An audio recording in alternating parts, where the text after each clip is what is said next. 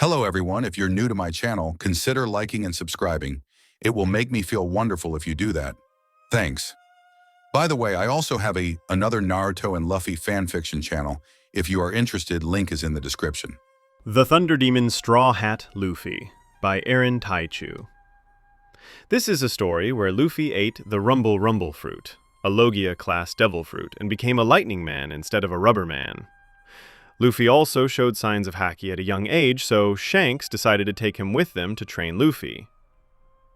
Godlike Luffy.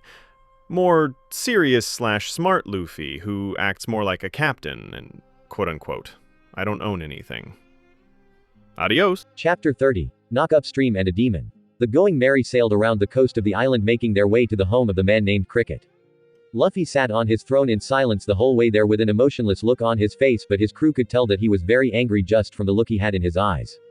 Another giveaway to his anger was the raging storm that was brewing over the island of Jaya. There were random flashes of lightning that followed by extremely loud thunder. Zoro and Robin had explained what happened while they were docked in Jaya to the rest of the crew. They weren't that much surprised by Luffy's actions. However, the thing that surprised all of them was the fact that they encountered Blackbeard, the man who aces hunting and who also pillaged Chopper's home. All of them stuck to the front of the ship, leaving Luffy alone in the back. As for Luffy, he was doing his best to try and keep his anger under control. The thing that pissed him off was the fact that he let Teach escape before he could teach him a lesson. Thatch was one of the people who took care of Luffy while he on Whitebeard's ship. He was already pissed off about the fact that he wasn't allowed to kill Teach, but now his chance to beat him an inch away from death slipped away. "Captain!" shouted Usopp, knocking Luffy out of his brooding. "We are approaching a pirate ship," he shouted while pointing to the front of the ship. Luffy looked at the ship through narrowed eyes. "Is it those salvagers?" Luffy asked in a bored tone, not caring about some random group of pirates. "No, but the ships are kind of similar," Sanji replied, causing Luffy to sigh and get up from his throne and began making his way to the front of the ship. When he got the front of the ship, he saw a pretty large ship with a giant tree on board. It is blocking their path. "I don't have time for this, just get them out of our way," Luffy said in a bored voice. "Hey, you guys!" someone shouted from the ship, getting all their attention. "Stop what you are doing and pay attention," they said. When Luffy and the crew looked up at the ship to see he spoke, they saw a large man who looks like an orangutan with long green hair. "Could you believe I got all worked up wondering who you people were?" the man said as he sat down on a throne of his own. "What an ugly creature," Luffy said in a low voice. "What did you say?" the man screamed back down at Luffy. "Do you have any idea who I am?" he asked. "No, I don't, nor do I care who you are," Luffy replied. "I'm already in a bad mood and you're in my way. If you don't wish to die, I suggest you move that hunk of junk out of my way," he said in a dangerous tone. "Why you?" the man growled out. He was about to say something else, but before he could, one of his crew members got his attention. "You boss," a random member of his crew said, getting his attention. "What?" the large man screamed at the man. That's the Thunder Demon," he said while pointing at Luffy. He is the one who beat Crocodile and formed an alliance with one of the 4 emperors," the man said with fear laced in his voice. The large man, who is the obvious captain, who the crew snapped his head around to Luffy and started to sweat slightly as he stared at the pirate wearing the straw hat.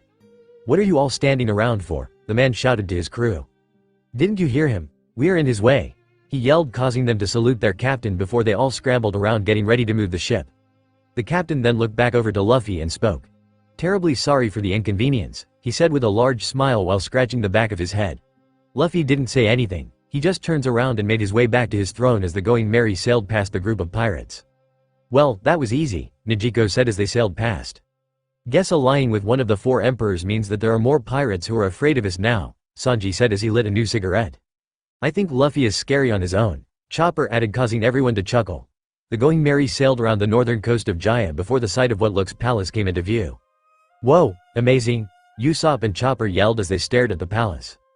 "That's where he lives," Usopp yelled, asked in amazement. "It's a freaking palace," he added. "I've never seen a house that big before," Nijiko commented as she stared up at the palace-like house. "This Mont Blanc cricket guy must be load," she added. Zoro scoffed as he looked at the house. "Look closer," he said in a frustrated voice. "That's really unattractive," Sanji said as he smoked his cigarette. "This guy must have some guts to build a house like that," he added. Luffy couldn't help but agree with his cook. As the ship got closer and closer to the shore of the island, the true appearance of the house began to reveal itself. "That's no palace," Robin said as she folded her arms and walked out onto the deck. "It's a facade, the actual house is only half that size," Zoro said as he walked up to the anchor, picked it up and dropped it into the water. "This guy is even vainer than I thought," Sanji said as he stared at the house. Why exactly did Cricket leave his home to come live all the way out here? Luffy asked Robin as he walked to the front of the ship. I don't know all the details, but it has something to do with his belief that there rests a large amount of gold somewhere in the hills of Jaya. Robin replied as she leaned against the banister. Gold? Nami and Usopp shouted out while Luffy and the rest of them raised their eyebrows in interest. Do you think he is here searching for some form of buried treasure? Nami asked in an excited voice. I do not know, Robin replied with a shrug. An excited Nami leapt off the ship along with Chopper and Usopp to begin the search for the gold. Well, let's go see if he is home, Luffy said as he teleported off the ship in a flash of lightning. As everyone else was disembarking the ship, Luffy walked up the door of the house and knocked a few times. Hello? Luffy called out as he knocked a few more times, but no one answered. It doesn't look like anyone is home, he said as he grabbed the doorknob and turned it. Surprisingly, it was unlocked. What are you doing? Yelled a scared Usopp. You can't just open people's doors like that, he said to Luffy, who ignored him and walked inside the house. Luffy spent a few minutes in the house before he came back out and spoke to his crew. It doesn't look like anyone is home, he said as he walked up to them. We'll wait here in case he comes back, he added, causing them to nod their heads. Huh? Nami said as something caught her attention. What's this? She asked as she walked up to a tree stump with 3 chairs around it and picked up a book. A book, she held it up. Looks pretty old, she commented as she looked at the cover. It's called Nolan the Liar, she said, getting Sanji and Luffy's attention. Did you say Nolan the Liar? Sanji asked as he looked at Nami. Yeah, have you heard of it? She asked as she looked at the cover. It says here that it was published in the North Blue, she added. Yeah, I was born in North Blue. I'm certain I must have told you guys that, Sanji said, surprising everyone, especially Luffy and Robin. No, that's news to me. I always thought you were born in the East, Usopp said while Luffy nodded his head in agreement. I grew up there, Sanji added. It is a famous story in the North Blue about the life of Nolan, who supposedly lived in the North Blue a long time ago, Sanji said to explain what the book was about before Nami began to read it for everyone. While she was reading the story for everyone, Luffy was staring at Sanji through narrowed eyes, still thinking about the fact that his cook was from the North Blue.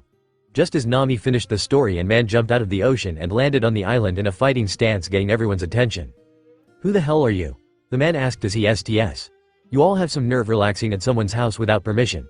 This is my land and I suggest you leave, he said.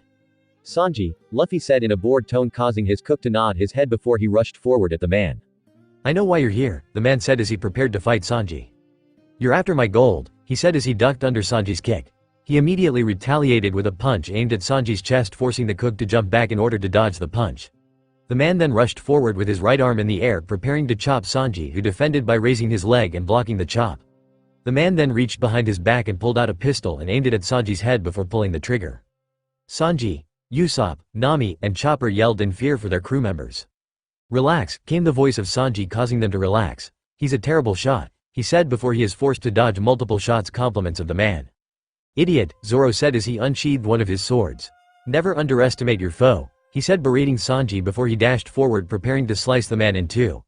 Before he could get there, the man began to stagger, and the gun fell out of his hand fried before he collapsed on the ground, confusing everyone. Chopper, Luffy said with a sigh. Go treat him, he ordered, causing the little reindeer to rush forward with his little blue medical bag. Hey, you two, Luffy yelled out to Zoro and Sanji. Take him in the house, he said before he turned around and began walking towards the house with Usopp, Nami, and Nezuko following behind him. After Zoro and Sanji got the man inside the house, they placed him in the bed for Chopper to start treating him. I don't see why we need to treat him, Nami said as she folded her arms. He attacked us, she added with a huff. We are treating him because he is Mont Blanc Cricket, Luffy said, getting their attention. Didn't you hear him call this place his home when he jumped out of the water? He asked, causing all of them to think back before only a few of them nodded their heads. Well, it is obvious if we want to know about the knock-up stream. We need him to be alive, he finished, causing them to nod their heads. Okay, I need more towels, Chopper said to the crew. He has Kaisen disease, the little reindeer said. What is the Kaisen disease? Nezuko asked while looking at Chopper. It is something divers get, but it's not long-lasting, but it can become fatal if the person exerts themselves too much. It is caused by a lack of decompression when surfacing from the seabed, Chopper explains, causing a proud smile to form on Luffy's face. The nitrogen in the blood is released too quickly and causes gas bubbles to form in the circulatory system. When those bubbles expand, they can cause serious damage to the muscles and joints and seriously decrease blood flow, the doctor explained as he placed a wet cloth on top of Cricket's forehead. Think you can help Chopper? Nezuko asked. Chopper thought about it for a few seconds before he replied to Nezuko's question. I'm not sure, he replied in a low voice. My guess is that he continued to dive every day without allowing his body to recover, and it finally caught up to him. he said, causing them to nod in understanding. That's why he passed out during the fight. If anything, he is lucky to be alive, he added grimly. Luffy was about to say something, but before he could, Masira and the pirate who they bumped into before reaching Jaya appeared in the doorway and yelled inside the house. "Hey, old timer, are you alright?" They yelled as they stuck their head through the door. Everyone inside just stared at the two ape-like men and blinked a few times while the two men did the exact same. About 10 seconds passed before the two men screamed at the Straw Hats. "What the hell are you monster doing to the old man?" they yelled, asked. "We are trying to help him," Nijiko said as he folded her arms under her breast. "So, you can either help us or get the hell out," she said in a stern tone. The two men stared at her for about 5 seconds before tears started streaming down their faces and they began to weep uncontrollably. "Thank you, guys," they said between sobs, causing everyone to stare at them strangely. "Are they crying?" Luffy asked himself as she stared at the two strange men. After the Masira and his friend stopped crying, everyone except Chopper and Nami went outside and sat down by the tree stump where they found the book about Noland. Luffy and the two men began conversing while waiting for Cricket to regain consciousness. They talked for about a half an hour before Chopper came running out of the house. "Luffy!" Hopper yelled, getting all their attention. "He's awake," he said, causing Luffy and the two monkeys to get up began walking towards the house. When they got there, they say Cricket sitting on the bed smoking a cigarette. "I am sorry I attacked you," Cricket said. "I thought you were here to steal my gold," he said. Luffy walked in and sat down on one of the chairs before he pulled out a glass and poured himself a whiskey before he spoke. "It's all good," Luffy said as he poured the whiskey. "We are only here for information on how to get to Sky Island," he said, causing Cricket to raise an eyebrow at him before he started laughing non-stop, causing Luffy to this time raise an eyebrow. "Sky Island?" he asked while laughing. "That place doesn't exist," he said before started laughing once more. While he was laughing, he noticed that neither Luffy nor none of his crew members were laughing with him. Instead, they all had a serious look on their faces as they stared at him, causing him to stop laughing. "There has ever only been one man who claimed to have been to the Sky Island, and he is somewhat of a notorious liar," he said, causing Zoro and Chopper to turn and look at Usopp. "It's not me, you idiots," Usopp yelled at the two of them, causing Luffy to chuckle. Cricket then began to explain the true tale of Noland and the fact that he was a descendant of Noland himself. After he finished telling them about his destiny to restore his family name, he reached onto a bookshelf and pulled out an old book and handed it to Nami. It was the logbook of Noland, which had the details of his journey. Luffy and Robin's interest peaked at the sight of the book, since the book in Nami's hand was over 400 years old. Nami then began to read from Noland's logbook about his adventure and how they saw Skyfish, causing Usopp, Chopper, and Nami to get even more excited. "That's all nice and all, old man," Luffy said in a calm tone, getting everyone's attention. "But you still haven't told me what I wanted to hear," he said as he stared at the man on the bed. "Captain," Robin said, getting his attention. "Maybe you should be a bit more specific about what you are asking for," she suggested with a smile on her face. Luffy thought about it for a few seconds before he spoke again. "You're right," he said, agreeing with Robin before he turned back towards Cricket. "Tell me where I can find the knock-up stream," he said in a serious tone, causing Cricket and the Monkey Brothers' eyes to widen in shock. "Why, you know the knock-up stream?" Cricket asked in a surprised tone as he stared at the boy with the straw hat. Luffy nodded his head before he took a sip of his drink. "Why risk your lives for a place that you don't even know exists?" Cricket asked Luffy, causing him to chuckle. "Adventure," Luffy replied with a smirk, causing his crew to smile as well. "And as for whether or not Sky Island exists, it does," Luffy said in a confident tone. "I've been to numerous Sky Islands in the New World, and I know someone who's been to the one where we are going," he added, causing Cricket and the Monkey Brothers' eyes to widen even further. "Why, you've been to a Sky Island?" Masira asked in an astonished voice, to which Luffy nodded. "Why, you know someone who's been to the Sky Island that Noland went to?" Cricket asked, causing Luffy to nod his head again. "Who?" Cricket asked. Red-haired S before taking a sip of his whiskey. 20 years ago, the now-named king of the pirates, Gold D. Roger, went to Skypia on his journey to conquer the Grand Line. Shanks was a member of that crew and I was a member of Shanks's crew," Luffy explained nonchalantly, stunning everyone in the room, including his crew. They all stared at him with an astonished look on their faces. "Amazing," said the Monkey Brother simultaneously as they stared at Luffy with nothing but admiration in their eyes. "So, how can I find the knock-up stream?" Luffy asked once more, knocking everyone out their astonishment. Cricket then got up from his bed and began walking outside. "Follow me," he said, causing Luffy and everyone else to get up and follow him outside. They all stood in a circle around the tree stump and stared at Cricket, who had his hands on his waist. "Now listen up. The knock-up stream is the only way to get to Sky Island. It shoots straight up into the so. It can theoretically take you up into the sky if you are lucky," he said while looking at them. "Wait, so you are telling me that this current can actually send ships flying?" Nijiko asked, sounding a bit skeptical about the whole thing. "Wouldn't that just cause us to fall back down to the ocean and smash into pieces?" she asked. "Usually that is true unless you can get the timing just right," Cricket replied as he folded his arms. It is one thing to sit here all comfy and think that it is easy to ride the knock-up stream, however, you are in for a rude awakening. The knock-up stream is as dangerous as any hurricane and should be avoided at all cost, he said, scaring Chopper and Usopp. Cricket then began to explain what causes the knock-up stream, scaring Chopper and Usopp even more along with Nami and Nezuko. They all slowly turned their heads to Luffy, hoping to see their captain having some second thought about going, but what they saw absolutely terrified them. He had an excited smirk on his face. Sounds fun, Luffy said in an excited tone. But Luffy, Usopp said, getting his captain's attention. I don't think the Going Merry will make it through something like that, Usopp said while pointing to their ship, causing Luffy to sigh. He couldn't help but agree with his sniper. The Merry just wasn't made to handle the perils of the Grand Line. The boy is right, Cricket said. That ship, even brand new, will be blown to pieces by the knock-up stream, he said. See, Luffy, Usopp said. It's best we don't go, suggested a very scared Usopp.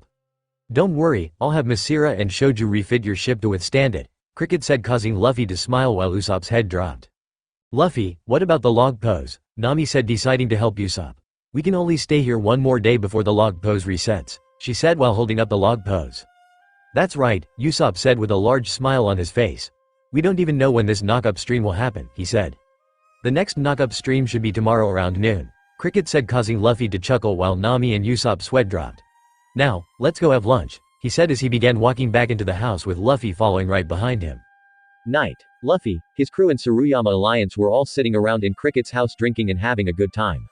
Somehow the lunch that they all came inside to have turned into a party with Cricket tell stories from Nolan's logbook. Right now, everyone was staring Cricket, who was showing them the gold that found on the seafloor. It wasn't until he brought out a pretty big golden statue of a bird that Cricket and the Monkey Brothers' face sobered up almost immediately. Shit. The three of them cursed, puzzling the Straw Hats. What's wrong, you guys? Nezuko asked while looking at them with a confused look on her face. You guys need to go to the south shores of this island and capture a south bird, Cricket said with urgency in his voice. Why do we need to do something like that? Zoro asked as he downed some sake. At noon tomorrow, the knock-up stream will appear directly south of here. Seeing as how you are in the Grand Line and compasses don't work here, you need something to tell you where to sail, and that is where the south bird comes in, he explained, causing Luffy to nod his head, seeing where he was going with this. Certain animals have a very accurate internal sense of direction, as if they are born with a natural compass. This bird is a perfect example of this type of animal. No matter what, this bird always faces south, he said, causing them to nod their heads. Alright, Luffy said, getting their attention. Usopp, you stay here and help get the ship ready, Luffy ordered, causing Usopp to nod his head. The rest of you begin making your way to the southern shore and catch this bird, he added, puzzling a few of how crew members. What about you, Captain? Zoro asked. I'm going to go make a few calls and check in on my little organization. Besides, you guys have Robin with you, so it should be easy to catch one of these things with her devil fruit, he added with a reassuring smile. Aye, Captain, they all yelled before they ran out of the house. Luffy then walked out of the house and called his thundercloud. When it arrived, he hopped on and sat down on his throne before he spoke to Usopp and Cricket. You lot should get started on the refitting. I'll be back soon, Luffy said before the thundercloud took off, leaving behind three stunned faces. Luffy ascended into the air before coming to a stop at about 5,000 feet in the air. He then reached into the cloud and pulled out a small chest and opened it. Inside of the chest were multiple transponder snails. He looked around and carefully pulled out 6 specific snails and laid them in 2 rows on the cloud before he pulled out 2 more snails, which were a bit bigger than the ones he previously pulled out. One of them was pure white while the other man was purple with a larger shell. On the shell were multiple holes for wires to be plugged in. Luffy then plugged 6 cables into 7 different holes on the snail's shell. He then connected one of the 7 cables into the white transponder snail and the remaining 6 into the smaller ones. When done, he picked up the microphone on the purple snail with multiple holes on its shell and pushed the red button on top of the shell, causing all the other snails to wake up and begin to rain. Asterisk por pura puru asterisk por pura puru asterisk por pura puru asterisk por pura puru asterisk clachic asterisk. Hello, Lou, Captain. What? Yes. All Luffy's subordinates answered his call, causing him to smile before he spoke in a commanding voice. Yes, it's me, he said as he spoke into the microphone. Give me a status update on what you all been doing since, he ordered. Well, we just arrived back in the East Blue, said Johnny, causing Luffy to nod his head. We are now making our way to the Baratie to tell the old man about your organization and drop off a few guys from the Hino branch there to work as waiters before we head to Kokoyasi village, he said, causing Luffy to smirk. Sounds like a good plan, he replied. The idea of leaving a few guys at the Baratie to work as waiters was a brilliant idea. They could work in the floating restaurant and pick up information from the customers. Give me a call if you need someone to build the base on Kokoyasi village, Luffy said to Johnny and Yosaku. Aye, Captain, both Johnny and Yosaku said through the phone. Isaac, what do you got to report? Luffy asked. Well, I got good news and bad news, Isaac said, causing Luffy to narrow his eye. Which one do you want first? He asked, causing Luffy sigh before he replied.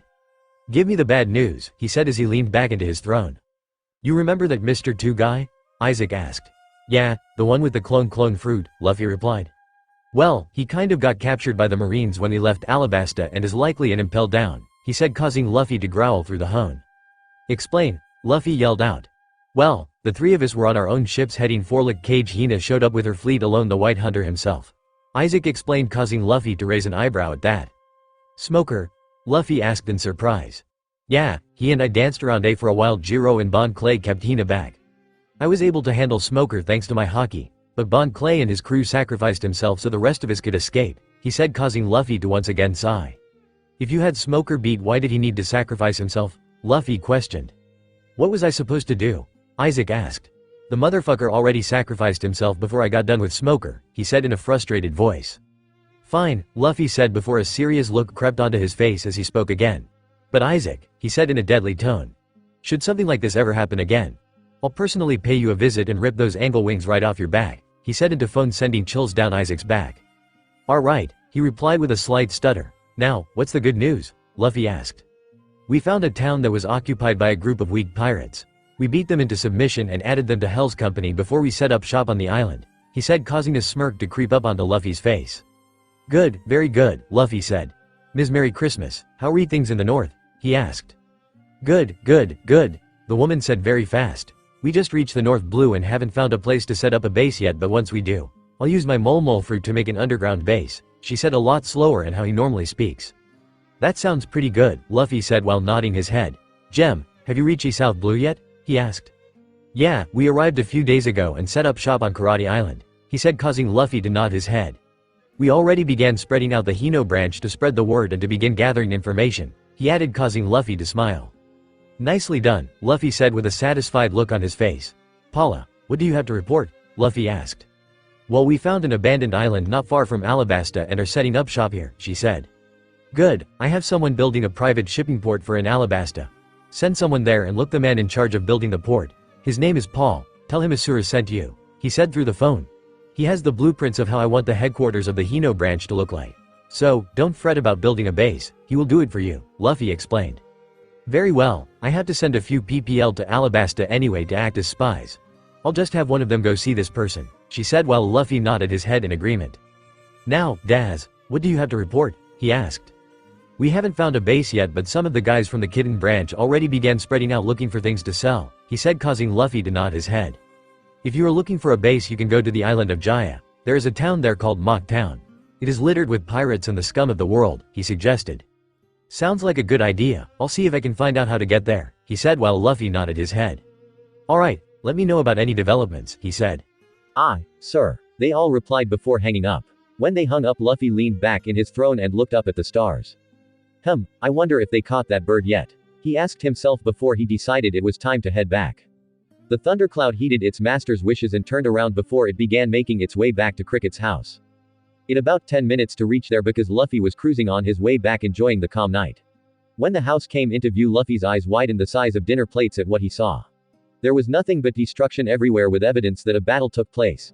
Ditching the cloud, he turned his body into lightning and teleported off the cloud and onto the ground near a badly wounded Masira and Cricket. Old man, Luffy said to a barely conscious Cricket. What happened here? He asked as he looked around at the carnage. There was a giant hole in Cricket's house, the ground was wrecked in multiple places, and to top it all off, the bow of the Going Merry was broken off from the ship. It was Bellamy, the old man said in a weak voice. He came for my gold, he said to Luffy. He beat us, took the gold and took your long-nosed friend as well, Cricket said, causing a blank, emotionless look to appear on Luffy's face as thunder clouds began to fill the skies. I'm sorry, Cricket said to Luffy.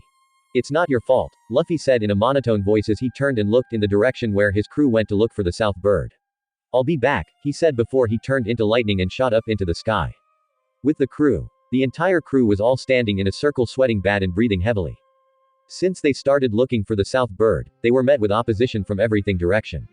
It was like the birds knew that they were there to catch one of them and they were turning the animals of the forest against the Straw Hats.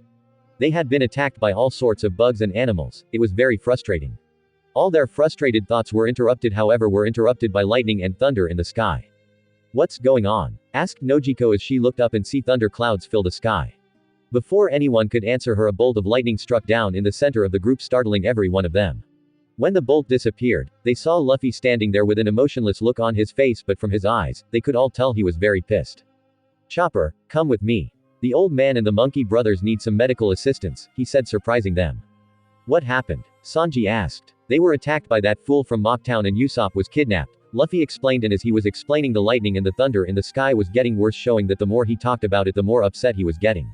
The crew was shell-shocked when they heard Usopp was kidnapped. Come on Chopper, I need you to heal the guys while I go get Usopp back, Luffy said, causing Chopper to walk towards him. Right, Chopper replied as Luffy places his hand on his shoulder. As for the rest of you, Luffy said while looking at his crew, hurry up and catch that damn bird. He said before turning into lightning and shooting up into the sky with Chopper. Well, it's going to be a bloodbath, Zoro said while everyone else nodded their heads in agreement. At Cricket's house, Luffy and Chopper arrived right next to Masira. As soon as they touched down, Chopper sprang into doctor mode and began treating Masira, who had a deep slash down his back. Luffy turned his hand into lightning and stretched it all the way into the water where Shuju was floating unconscious and pulled him back onto the land for Chopper to treat. After that, without saying, he turned to lightning and teleported to Mocktown. Mocktown. A bolt of lightning struck down in front of the bar that Luffy encountered Teach earlier in the day. When the bolt of lightning disappeared, Luffy was standing there with his arms in his pocket staring at the bar where there seems to be a party going on. It was so loud in there that the people on the inside probably couldn't hear the loud thunder in the sky or the lightning striking down. Luffy used his observation haki to sense the people inside the bar, and much to his relief, Usopp was still alive. He then began walking forward toward the doors of the bar. He pushed open the saloon-style doors and took a step inside the bar. As he stepped inside, the entire bar fell silent and he narrowed his gaze at Bellamy, who was sitting at the bar with his back to Luffy while Usopp was tied up on a chair with Bellamy's crew. Hearing the entire bar falling silent, Bellamy turned around to see what was going on. When he turned around, he saw a very pissed off Luffy staring directly eyes of a killer. You fuck up. Big time, Luffy said in a cold, chilling voice as he stared at Bellamy. Luffy, Usopp yelled out with joy and seeing his captain. Sit tight Usopp, Luffy said, putting his sniper at ease. I'll be there in a second, but first I have to slaughter some people, he added coldly as his gaze moved from Bellamy to the rest of the patrons of the bar, causing them to flinch at his gaze. Outside, now, Luffy said as he turned his gaze back to Bellamy before turning around walking back out the bar. Bellamy smirked confidently before turning to his crew and spoke. Come on guys, he said as he stood up. Let's go teach this rookie a lesson, bring our hostage too. I'll like to see him fight us while we have his friend hostage, he said cockily as he began heading outside to confront Luffy. The entire bar followed him outside, wanting to see how Bellamy was going to handle the new rookie. When they got outside, their attention was immediately drawn to the sky, which was filled with thunderclouds and lightning. They then turned their attention to Luffy, who was standing there staring at Bellamy. Let me explain how this is going to go, Bellamy, Luffy said, getting all their attention. You're going to let my crew member go and hand over all of Cricket's gold, he said in a cold, emotionless tone. And then one by one I'm going to kill you, he added, causing a shiver to run all their spines. Bellamy just stood there and smiled before he started laughing. Ha ha ha. You, kill me? Bellamy asked in a mocking tone. I'll admit you took by surprise this afternoon, but now I'm prepared for you, he said arrogantly. If you even think about fighting back, we'll kill your friend. Bahahaha, he said while pointing to Usopp, who was standing between two of Bellamy crew members with guns in each hand. The two men began raising their gun to point at Usopp's head. Before the guns could ready his head, the heads of the two men suddenly fell off their bodies and onto the ground, causing blood to spray out like a fountain from the neck wound, covering Usopp and those around the two men in blood before their bodies fell over. Everyone stared at the scene with eyes the size of dinner plates. None of them saw a thing. One moment the men were raising their guns and the next their heads fell on the ground. Who's going to him? Luffy asked, getting everyone's attention away from the body. When they looked over, they saw he was standing there with his palm covered in blood. It was then made clear who killed those two men. He killed them, a random spectator said with fear in his voice. I told Bellamy not to mess with him, but he wouldn't listen, a drunk man said. You'll pay for that, Bellamy yelled out in anger as he stared at Luffy with a look of pure hatred. Boy, you still don't get it, don't you? Luffy asked as he stared at the arrogant pirate. Even Doflamingo knows I am not someone who you fuck with, but you think you can fuck with me and my crew and get away with it? Luffy said, letting some of his anger show. You are nothing more than an insignificant little shit who sucks Doflamingos every chance you get, and you have the audacity to fuck with me, he said, pissing Bellamy off and causing everyone's eyes to widen. You're going to see just why people call me a demon, he added in a menacing tone before he raises up his right hand and grabbed the left shoulder of his captain's coat and pulled it off and tossed it to the side. Bellamy turned to his crew and spoke. "Get him," he yelled, causing 2 of his crew members to rush at Luffy. The 2 men rushed at Luffy with swords in hand with the intention of killing Luffy to avenge their fallen crew members. One of the men raised his sword to slash at Luffy. Luffy dodges the slash and uppercuts the man, sending them airborne before he spun on his left heel and delivered a roundhouse kick the back of the other man's head, causing a sickening crunch to be heard. Luffy then covered his palm in lightning before he slashed the air above. "Lightning cutter!" he yelled out as he slashed the air above him, causing a crescent-shaped arc of lightning to leave his palm and slice the man who was falling back down in half. Luffy then turned his attention back to Bellamy as the 2 halves of the man fell on either side of him. Bellamy and everyone around were staring at Luffy as though he was the devil himself. "Why, you bastard!" yelled Bellamy's vice captain as he rushed at Luffy with a pretty big knife. He had a bandage wrapped around his face from the wound that Zoro gave him this afternoon. Luffy just stared at and shook his head. "You fools never learn," he said with a sigh as he dodges the slash and kneed the man in the stomach, causing him to cough up some blood before he hunched over on the ground. Luffy then raised his right foot in the air before he slammed it down on the man's back, sending him crashing into the ground face first.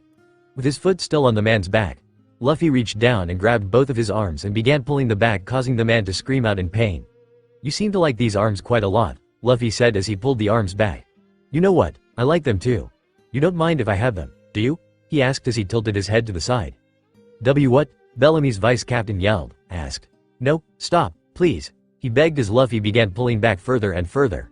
However, all his begging fell on deaf ears, causing Luffy didn't stop. Instead, he gave one final pull and ripped both of the man's arms off his body. "Ah!" the man yelled as blood gushed out from both wounds. Luffy then looked up at Bellamy while holding onto the man's arms and stared at him as he removed his foot from the man's back and placed it onto his head.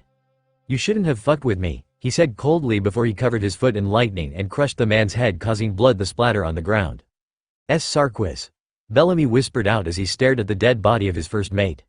"Sarquis," a blonde-haired woman yelled out as she and a blonde-haired man with a log pose strapped to his wrist rushed at Luffy with his bare hands. Luffy just stared at them rushing towards him before he dropped one of the severed arms he is holding while covering the other hockey.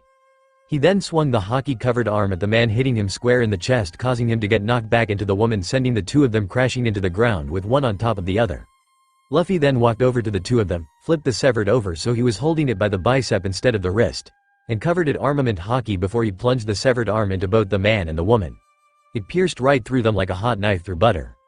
"You know something, Bellamy," Luffy said as he looked back up at the pirate captain. "I really thought you were going to jump in at some point during all this, but instead, you just stood there and watched me slaughter your crew," Luffy pointed out as he stared at the once arrogant pirate. Bellamy for his part wanted to jump in, but he couldn't move from the spot that he was standing. He was frozen in fear. After the gruesome death of his first mate, he realized that he shouldn't have messed with Luffy. "But don't worry, I'm not going to kill you," Luffy said, surprising Bellamy and everyone there. Before Bellamy could contemplate what Luffy was talking about, Luffy disappeared and appeared in front of him. Before he could react, Luffy uppercuts him, sending him about 50 feet in the air. Luffy then disappeared once before he appeared above Bellamy with his right leg extended out and raised in the air. "Stormbreaker!" Luffy yelled out as he covered his leg in lightning and slammed his heel down onto Bellamy's chest, sending him flying towards the ground at blinding speed. When Bellamy impacted the ground, the impact caused a giant crater to form with Bellamy in the center. Luffy then landed on the edge of the crater and stared down at the broken and eaten Bellamy. "As I said," Luffy began, I'll let you live. That way you will never forget what happened here today," he said coldly. "For as long as you live, every time you close your eyes you will see the faces of your dead crew whose deaths are on no one but yourself." Luffy finished before he turned around and walked up to Usopp. "You alright?" he asked. "Yeah," Usopp replied in a sad voice, causing Luffy to raise an eyebrow. "Captain, I'm sorry I got captured," he apologized, causing Luffy to chuckle. "Don't worry about it," Luffy replied. "Besides, I see you got some good shots in," he said while pointing to the dead bodies that had burn marks on their clothes. "Come on, let's head back," he said before he walked over to the side and picked up his coat and put it back on. "Now, who wants to tell me where Cricket's gold is?" he asked as he looked at all the spectators. Not wanting to die, every single person that was there pointed to the bar where Bellamy was drinking. Luffy chuckled before he walked inside, grabbed the gold and then walked back out. He then waked up to Usopp, placed his hand on his shoulder before the 2 of them turned into lightning and shot up into the sky, leaving behind a stunned audience who were all staring at the battered and broken form of Bellamy. Cricket's house ***. The crew along with the entire Sarayama alliance were working on the repairs for the ship. It had been 1 hour since Luffy left and they had only 2 more hours to get the ship ready to set sail. "Man, these guys sure can work," Nijiko said as she paused and looked at the Monkey Brothers hauling huge amounts of lumber. "Yeah, they are pretty strong," Sanji said with a nod. Before anyone else could say anything else, however, lightning struck down not too far away from where they were working, leaving behind Luffy and Usopp. Usopp! The Straw Hats yelled as they dropped what they were doing and ran towards their captain and sniper. Luffy had a small smile on his face as he watches his crew check on Usopp. He then turned around and walked up to Cricket and handed him a small bag which contained his gold. "Here's your gold, old man," he said as he placed it down on a tree stump. "How are the repairs coming along?" he asked. "Everything is on schedule," Cricket replied as he smoked his cigarette. "Well then, no reason to slow down now," Luffy said before he turned to his crew. "What are all of you standing around for?" he yelled, asked at his crew who were still talking to Usopp. "Get to work. We got a schedule we have to stick to," he yelled, causing to run back to their stations. Asterisk asterisk 2 hours later asterisk asterisk after 2 hours of hard work, the ship was finally done. Luffy had made the mistake of leaving the design of the refitting up to Usopp, Masira, and Shoju. In simple terms, those three made the Going Merry look like a chicken. Luffy was hoping no one from Shanks or Whitebeard's crew sees him on board the Going Merry flying mode, as they were calling it. "I don't know why they made it into a chicken," Zoro said as he stood next to Luffy staring at the new Merry. "Chickens don't even fly. They should have made it into a pigeon instead," he said, causing Luffy's eyebrow to twitch. "Alright, enough," Luffy yelled out, getting everyone's attention. "Grab the South Bird and prepare to set sail," he yelled out, causing his crew to nod his head and began making their way to the ship. Luffy walked over to Cricket and stood in front of him before he spoke again. "Thanks for refitting our ship, old man," Luffy said. "Don't thank me," he said as he smoked a cigarette. "Thank them," he said while pointing at Masira and Shoju who were on their respected ships. Luffy then took a few steps in their direction before he spoke again. "Thanks, fellas," he shouted to them. "Don't mention it, Straw Hat," Masira yelled back. "Yeah, don't mention it," Shoju said as well. Luffy just smiled before he teleported to his ship. "Is everything set?" he asked his crew as he stood on the upper deck with Nami beside him. "Aye, Captain," they replied. "Good, then raise anchor," he yelled out, causing Zoro to walk to the front of the ship and pull up the anchor. "You guys just follow us," Masira said as their ship pulled up alongside the Going Merry. Luffy nodded his head before he turned and nodded to Nezuko, signaling her to take the helm. The Going Merry then pushed off from the shore and began sailing south with Masira and Shoju's ships on either side of them. "Okay, it is currently 7 a.m. We need to arrive at our destination no later than 11. Cricket already told us the location of the knock-up stream changes every single time. We need to get there as early as possible to pinpoint its exact location," Masira yelled from his ship over to Luffy's. "Got it," Luffy replied before walking to the rear deck and sitting on his throne. "If everything goes according to plan, then we should arrive on schedule," he added as he sat down and poured himself a drink. Everyone sat around relaxing for the next 3 hours, mainly causing there was nothing else they could do. It wasn't until a member of Masira's crew shouted out in panic that knocked everyone out of their relaxation. "Boss, the Cumuloragalis has appeared to the southwest," he yelled, causing Luffy to stand up and walk the front of the rear deck. It was there he saw a pretty large dark cloud some distance away. "What time is it?" Masira yelled, asked. "It's only 10 feet o'clock. It's a full hour early," the man said in a panic. By now the rest of the Straw Hats came out to see what was going on. "Is that the Cumuloragalis?" Nami asked, to which Luffy nodded his head. "Yeah, it's early," he replied before he turned to Masira and spoke. "Do you think we can make it?" he asked. "I don't know," Masira replied before he looked over to Shoju. "Shoju, do you think we can make it?" he asked. Shoju didn't reply. Instead, he barked out orders to his crew. "Dispatch the divers," he yelled, causing 3 men in wet suits to climb up onto the side of his ship, getting ready to dive into the water. "Find me those currents," he ordered before the men dived into the water. A few seconds later, Shoju got onto the microphone and let out one of his sonar screams. 1 minute after, then the 3 divers surfaced and yelled out their findings. "Sonar wave detected. There is a large current at 12 feet o'clock," diver number 1 said. "Large creature detected at 9 feet o'clock. It could be a sea king," diver number 2 said. "There is wave activity detected at 10 feet o'clock going against the current. I believe it is a giant whirlpool, sir," diver number 3 said. By now Luffy was beyond impressed at their skill set. "That's the one, head for 10 o'clock, Masira yelled out. "That's where the knock upstream is going to erupt." "I'm sure," he said, causing Nami and Nezuko to adjust their course. As they were sailing towards the direction of where the knock upstream should be, the waves began to get bigger and bigger, forcing everyone to hold on to something. "Hold her steady," Luffy yelled out as he anchored himself in place with lightning. "It is a pre-eruption tremor," Masira pointed out before clamps from both his and Shoju's ship shot out and latched onto the Going Merry.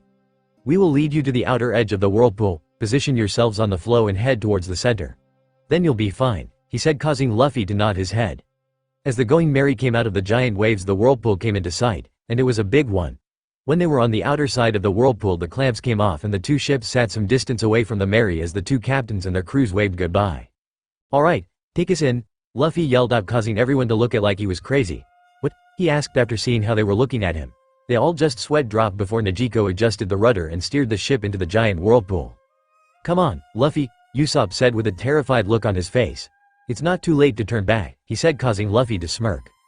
"Okay then," Luffy said, causing all of them to fall silent and stare at him. "I mean, I will how the great Captain Usopp chickened out," he said with a smirk as he saw Usopp froze. "You hear him, men? Take us in," Usopp yelled while pointing towards the whirlpool, causing everyone to chuckle. As the ship hit the currents of the whirlpool, it went airborne and began to wall directly towards the center. After falling for a few seconds, it suddenly landed on calm water as the giant whirlpool and turbulent seas turned calm so much that there wasn't a single wave in sight. "What happened to the whirlpool?" Zoro asked as he looked around. It was then Luffy felt small vibrations at the bottom of his feet. "Everyone, hold on to something, it's going to erupt anytime now," he yelled as he walked forward and held onto the rails of the balcony. Everyone else began scrambling around trying to find something that they could hold on to. Suddenly the ship was being raised into the air by the water below it. It looked like a giant bubble that was about to burst any minute now. After being raised in the air for a few seconds, the water finally erupted, sending a powerful stream of pressurized water straight into the sky. After being shaken for a few seconds, the crew got their bearings and realized that the Going Merry was sailing up a huge pillar of water.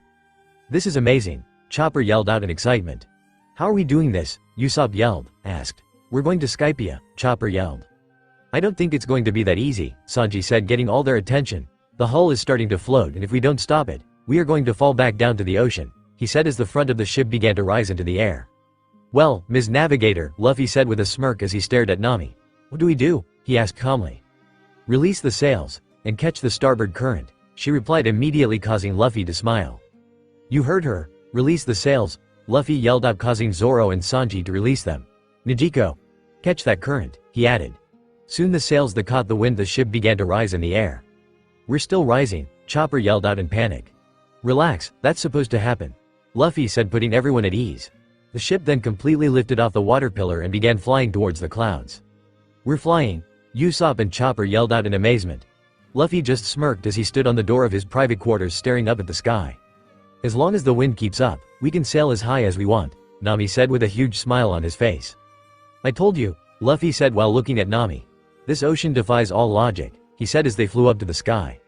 "Are we close to Skypia?" Robin asked while looking at Luffy. "No," he replied with a smile. "But we are close to White Sea," he yelled out for all of them to hear. "What's that?" Negico asked from inside the kitchen where the rudder was. "You'll see," Luffy said before turning his attention back to the front. After flying upwards for a few more minutes, the ship finally entered the clouds. The crew except for Luffy had to shield their eyes from the high winds and water vapors that were hitting their faces. Soon the Going Merry broke through the clouds, breaking off the wings that Cricket the guys installed in the process, and landed on what seems to be an ocean. Everyone except Luffy was laying on the floor gasping for air. "Are we dead?" Nami asked while laying on her while being soaking wet. "Welcome to the White Sea," Luffy said loudly with the arms spread out wide. Chapter 31. The Sky Knight and Skypia. Navy HQ * Fleet Admiral Sengoku was currently sitting behind his desk inside his office with his arms folded. He was looking at his two longtime friends, Garp and Suru, who were sitting on couches on the opposite sides of the room. The three of them were discussing what they should do about the open spot at the warlord position. They had just come from the meeting where they were supposed to choose the next person to take the place of Crocodile, but sadly they couldn't choose anyone. The meeting wasn't a total loss, however. Just as it began, they were interrupted by a man named Lafitte who recommended his captain Blackbeard for the warlord position. No one had ever heard of anyone by the name of Blackbeard before and were extremely puzzled when this man infiltrated the Holy Land to nominate a no-name pirate.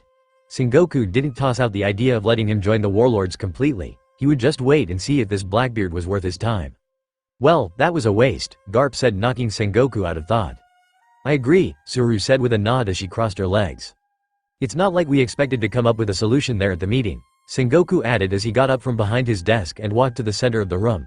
"It was a meeting with pirates. Can't really expect them to come up with a logical plan of action," he said. "Another thing I didn't like was how easily that man Lafitte infiltrated Mariajoy," Suru said, causing Garp and Sengoku to nod their heads in agreement. "Yeah, the last thing we want is another Fisher Tiger incident," Garp said, adding to what Suru was talking about. "We are going to have to increase security around here," Sengoku said before he turned and walked back to this desk. As he reached his desk, a knock came on his door. "Enter." he said loudly in a commanding voice. Just he said that the doors to his office pushed open and in walked a female Marine officer. She was a slender woman with red lipstick, long curly black hair that is tied back in a mole on the right side of her face below her mouth. She wore her marine coat on her shoulders like a cape, and her sleeves have pink cuffs and the epaulets are pink. Underneath, she sports a short-sleeved pink shirt, with a frilled collar and an open neckline that exposes her cleavage. She wore dark brown shorts and black heels exposing a black spider tattoo on her left thigh.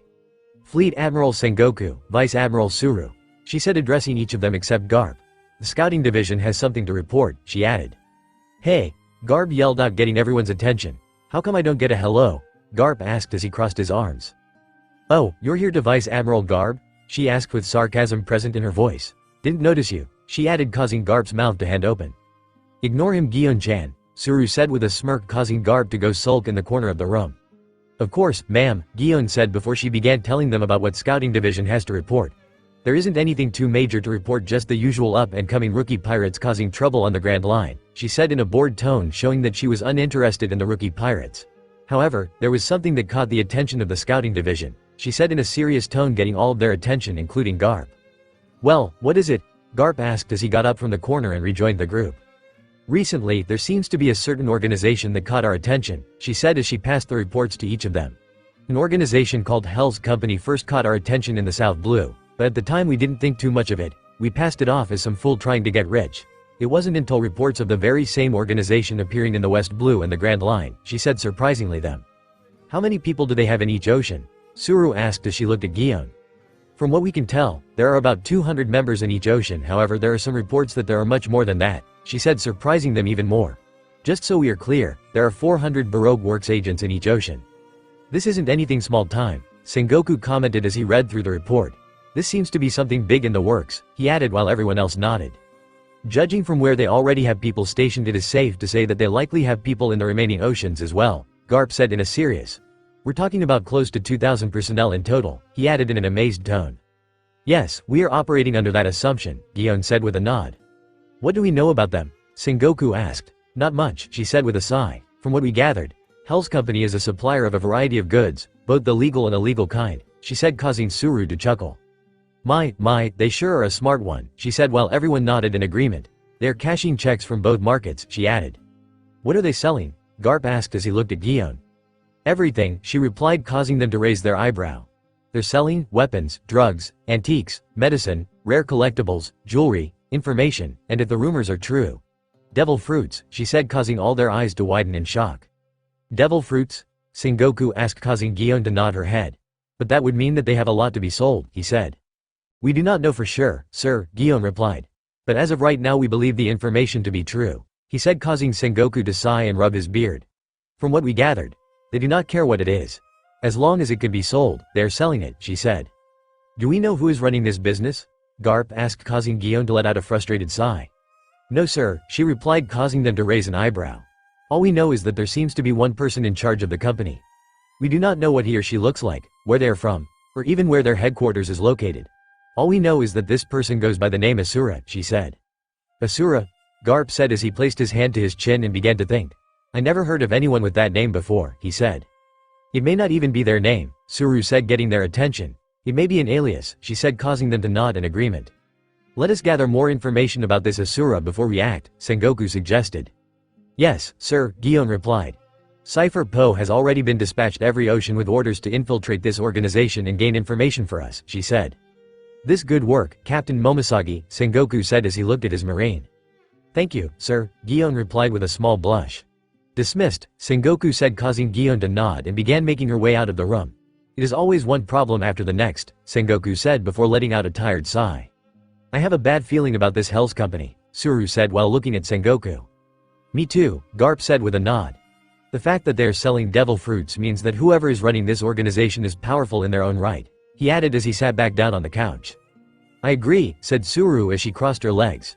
Usually people who have more than one devil fruits try to give it to their subordinates to strengthen their forces, but this person is selling them instead, she said as she narrowed her eyes.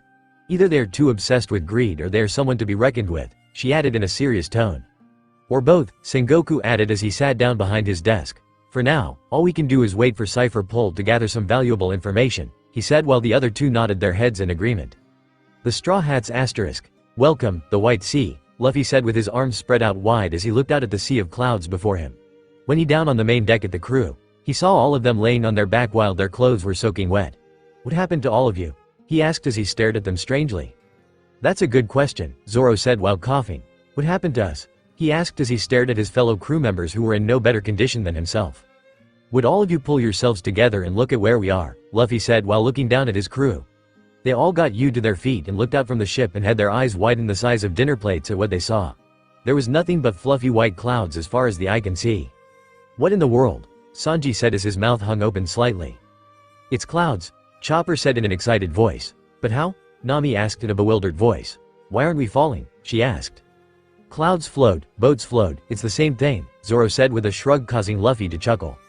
It is basically an ocean in the sky, Luffy said as he walked down from the upper rear deck and made his way towards the bow. No way, really? Usopp asked in an astonished tone. Luffy, Nami said getting Luffy's attention. The log pose is still pointing up, she said as she held up her wrist and showed him. Yeah, we are only about 7,000 meters up. All Sky Islands are 10,000 meters up, he said surprising them. So that means we have to travel even higher? Chopper asked cutely. Yeah, Luffy said before something at the corner of his eye caught his attention. When he looked over, he saw Usopp standing on the side of the ship getting ready to dive into the clouds. Cloud swimming champion Usopp. He yelled before he jumped off the side of the ship in a diving position. Just as his skin was about to touch the clouds, a rope of lightning wrapped around his torso and pulled him back onto the ship. What the hell do you think you are doing, idiot? Luffy yelled as the rope of lightning dissipated. I just wanted to see how far the bottom was, Usopp said while looking at Luffy wondering what he did wrong. The bottom is 7,000 meters back down where we came from, Luffy yelled causing his long-nosed sniper to go pale. Before anyone could say anything else, 3 giant sea kings came up from under the clouds getting ready to attack the ship. Zoro, Sanji, and Negico sprang into action easily defeating the 3 monsters.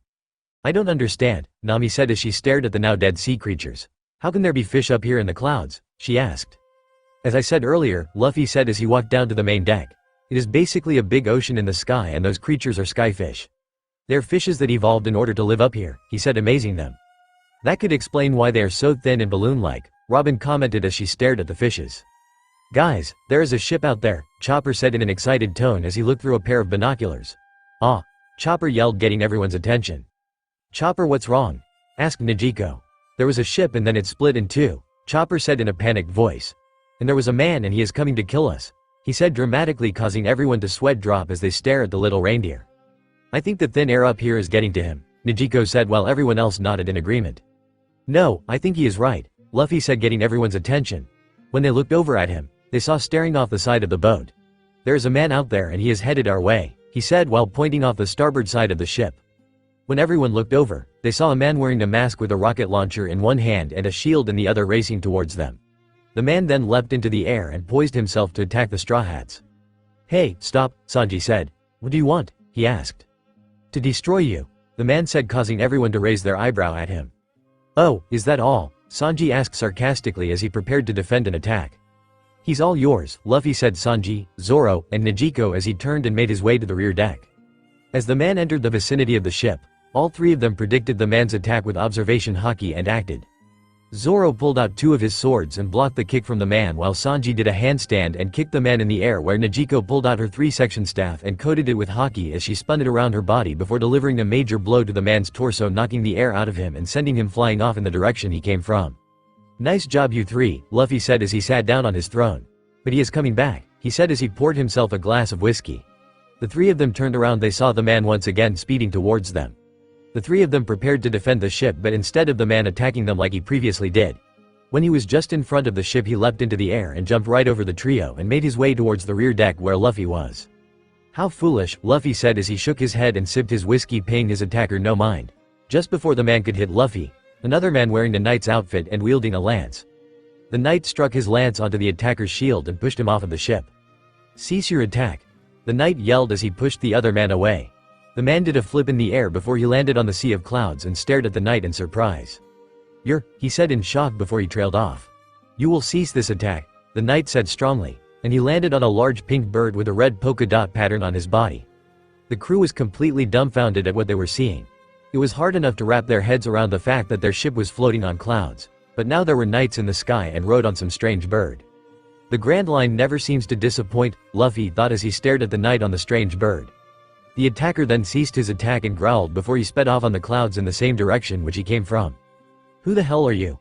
Nami asked bluntly. "Miss, you may call me the Sky Knight," the old man in a knight's armor said confidently to the crew. "Who the hell was that guy anyway?" Nami asked. Before the knight could reply to her question, the sound of something hitting the deck got everyone's attention. When everyone looked over in the direction of where the sound came from, they say Sanji, Zoro, and Nijiko laying on their back breathing heavily. "Ah, what happened to you guys?" Chopper yelled, asked in a panic. "Relax, Chopper," Luffy said calmly from his throne, getting all of their attention.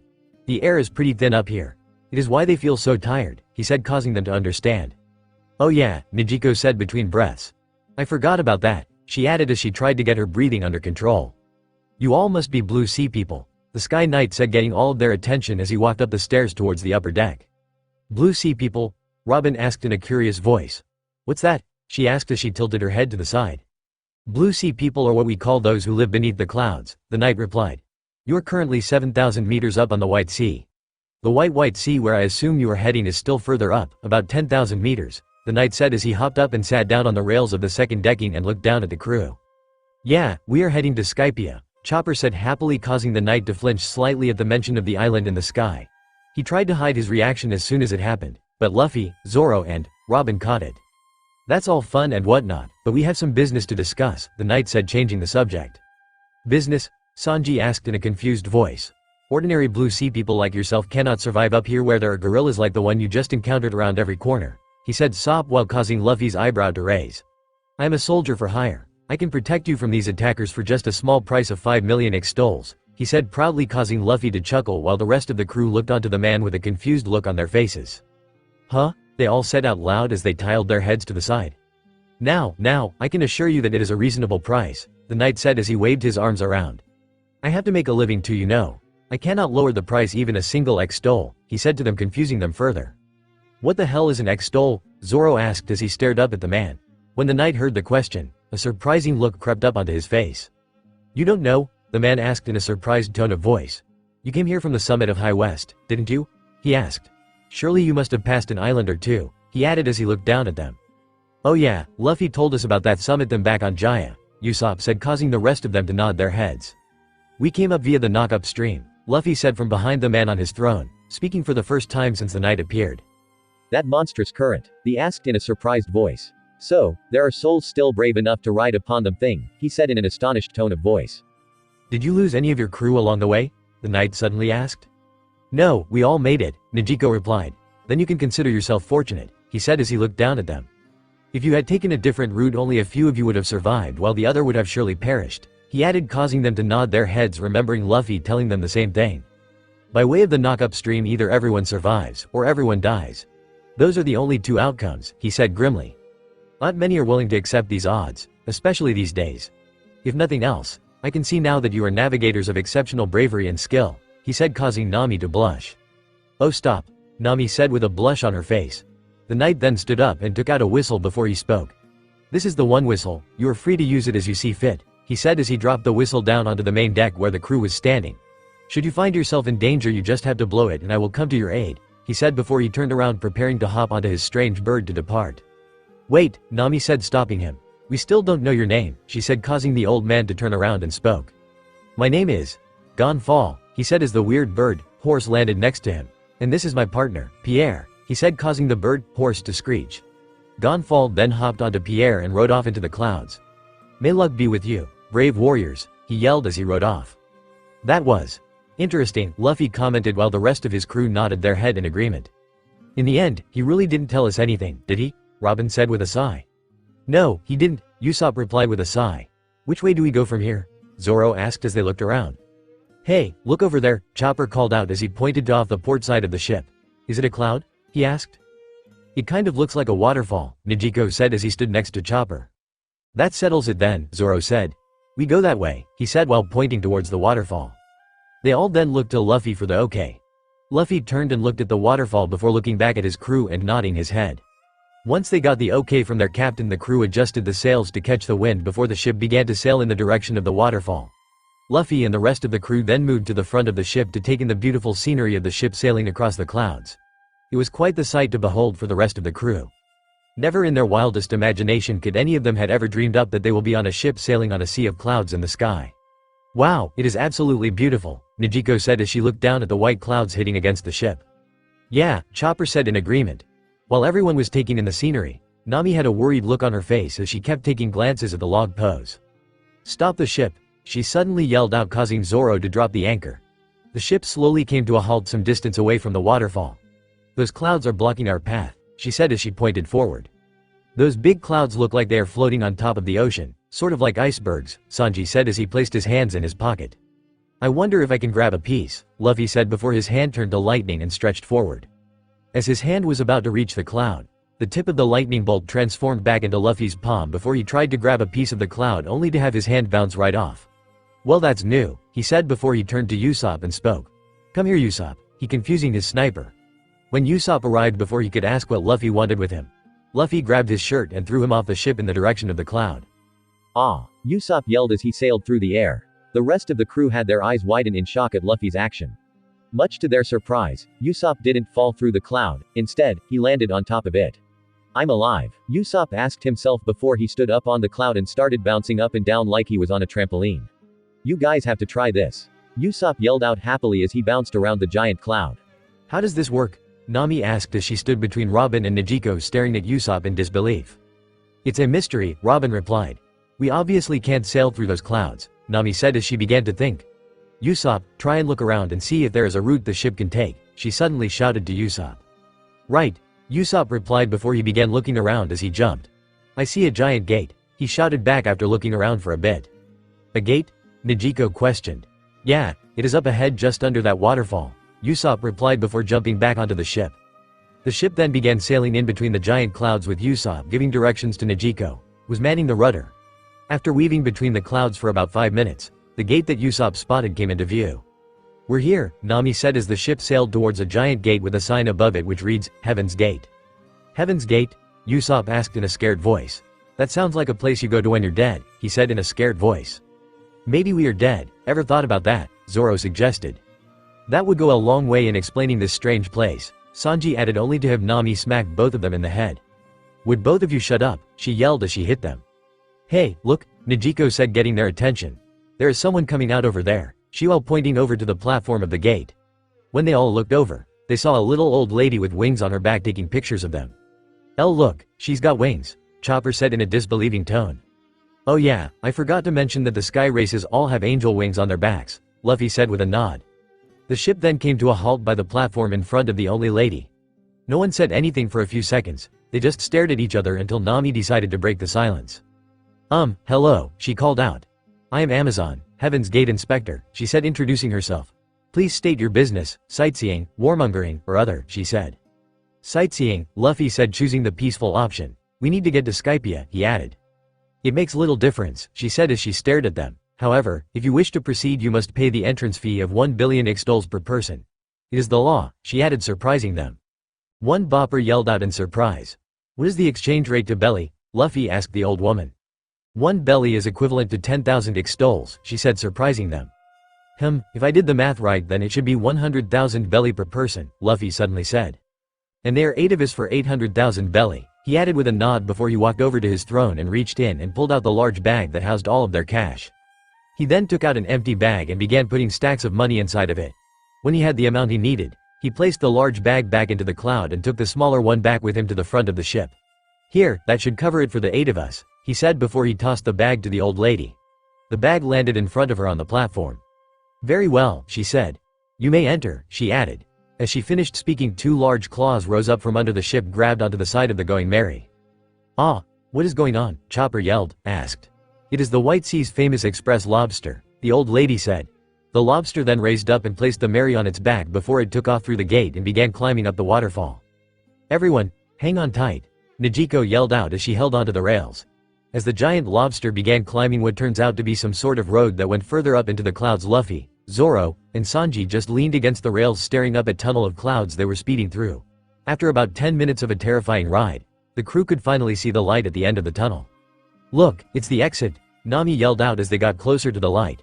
As they got closer, they saw a sign on the side of one of the clouds that read, "Godland Skypia." "What is Godland Skypia?" Robin asked as she read the sign. "It's not an exit," Luffy said with a smirk. "It's the entrance," he said, causing them to grin in excitement. The Going Merry and the giant lobster then went airborne as they exited the road of clouds before the Going Merry landed on the white sea and the lobster landing back on the road. "Well, there it is," Luffy said as he walked forward and stared at the beautiful sight that was in front of him. "Sky Island," he said with a smile as his crew walked forward and stood behind him taking in the sight that was before them as well. "It's beautiful," Robin commented as she stared at the magnificent island in front of her. "I think it would better to admire from the shore rather than the ship," Luffy said before he turned to his crew. "Take us to the shore," he ordered, causing them to angle the sails to catch wind one more before the ship began sailing forward. "Luffy," Zoro said, getting his captain's attention. "There is no seabed, how are we going to drop anchor?" he asked as he walked over to the anchor. "Just drop it, the clouds should be able to hold it in place," he said, causing Zoro to drop the anchor into the clouds only for part of it to sink down. "It's pretty shallow down there," Zoro warned, causing them to nod. As the ship came to a stop, Luffy hopped onto the rails and spoke to his crew. "Well, what are you waiting for? Let's go," he said before hopping off the ship and began making his way to shore.